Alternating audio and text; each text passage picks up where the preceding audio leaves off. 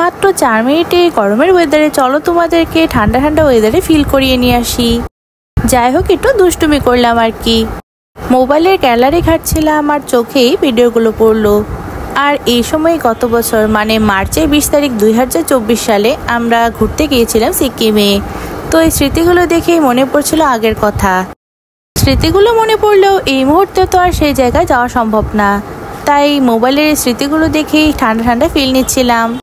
যারা আমার ভিডিওগুলো দেখো তারা তো দেখতেই পাও আমি আমার হাজবেন্ডের সাথে প্রায় সময় ঘুরতে যাই, মানে আমরা দুজনে ঘুরতে অনেক বেশি ভালোবাসি।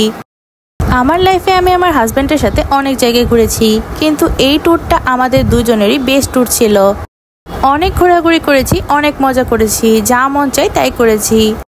এই ট্যুরটা আমাদের দুজনেরই বেস্ট লেগেছে, অনেক ভালো লেগেছে। আমরা দুজন অনেক মজা করেছি। এই ট্যুরে শুধু আমাদের সিকিমের বরফের ঘোরাঘুরি ভালো লাগেনি, তার সাথে আমাদের ইন্ডিয়া ট্যুরের শিলিগুড়ি, গ্যাংটক, দার্জিলিং, সিকিম সবগুলো অনেক ভালো কেটেছে। নর্থ সিকিম যখন গিয়েছিলাম তখন আমরা স্নোফল পাবো বলে একটু আশা করেছিলাম না। ভেবেছিলাম বরফ হয়তো দেখতে পাবো, কিন্তু স্নোফল পাবো না। সত্যি বলতে বরফ দেখে আমরা একদমই পাগল হয়ে গিয়েছিলাম, মানে কি থেকে কি করব বুঝতেই পারছিলাম না। তার সাথে প্রচুর পরিমাণে স্নোফল ছিল সেদিন। কি পরিমাণে স্নোফল ছিল তা তো তোমরা ভিডিওটিতে দেখতেই পাচ্ছ। অনেক বেশি পরিমাণে স্নোফল ছিল, একদম বৃষ্টির মতো। আমরা দুজনেই তো ঘোরাঘুরি করতে অনেক বেশি পছন্দ করি। আসলে জীবন একটাই, জীবনের কোনো ভরসা নেই, কখন কার কি হয়ে যায় কিচ্ছু বলা যায় না। জীবনে যতদিন বেঁচে আছি ততদিন প্রত্যেকটা মুহূর্ত ভালোভাবে উপভোগ করা উচিত।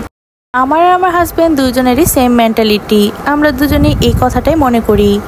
তাই আমরা দুজনেই জীবনে অনেক বেশি ঘোরাঘুরি করতে পছন্দ করি, যা মন চাই তাই করে থাকি। আমার সিকিম ঘোরাঘুরি তার সাথে ইন্ডিয়া ট্যুরের প্রত্যেকটা ভিডিও তো তোমাদের সাথে গত বছর শেয়ার করেছিলাম। যারা আমার ব্লগিং ভিডিও অনেক আগে থেকে দেখো তারা তো জানোই আমি এই ভিডিওগুলো শেয়ার করেছিলাম। যাই হোক, ইচ্ছে করলো তাই আবার এই ভিডিওগুলো শেয়ার করলাম। ঠিক 1 বছর আগে স্মৃতি বলে কথা। নর্থ সিকিমের আমরা প্রথমে গিয়েছিলাম সিকিম 0 পয়েন্টে, এটা চায়না বর্ডারের কাছাকাছি ছিল। তারপর ইয়ামথাং ভ্যালি, তারপর গিয়েছিলাম লাচুং থেকে সেখানে এরপর গিয়েছিলাম কাটাওতে। এখানে কাটাওয়ে বরফের পরিমাণ অনেক বেশি পরিমাণে ছিল, এত বেশি বরফ আমরা কোথাও পেয়েছিলাম না। সত্যি বলতে জায়গাটা অনেক বেশি পরিমাণে সুন্দর ছিল।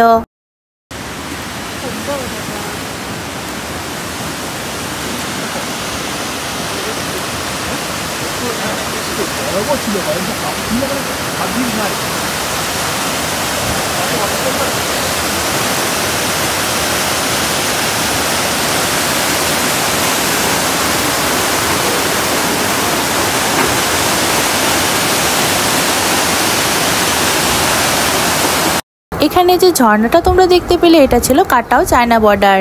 এখানে ঝর্ণাটা যেমন সুন্দর ছিল তার সাথে বরফের মধ্যে ঝর্ণা, মানে অন্যরকম সুন্দর ছিল জায়গাটা। তার সাথে অনেক বেশি পরিমাণে স্নোফল ছিল।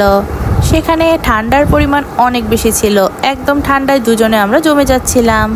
জায়গাটা যত বেশি সুন্দর ছিল ঠান্ডাও তত বেশি ছিল, কিন্তু এই সৌন্দর্য দেখার জন্য তো ঠান্ডাটা একটু মানিয়ে নেওয়া যায়। পাহাড় তার সাথে ছিল বরফ, মন ভালো হয়ে যাওয়ার মতো একটি জায়গা।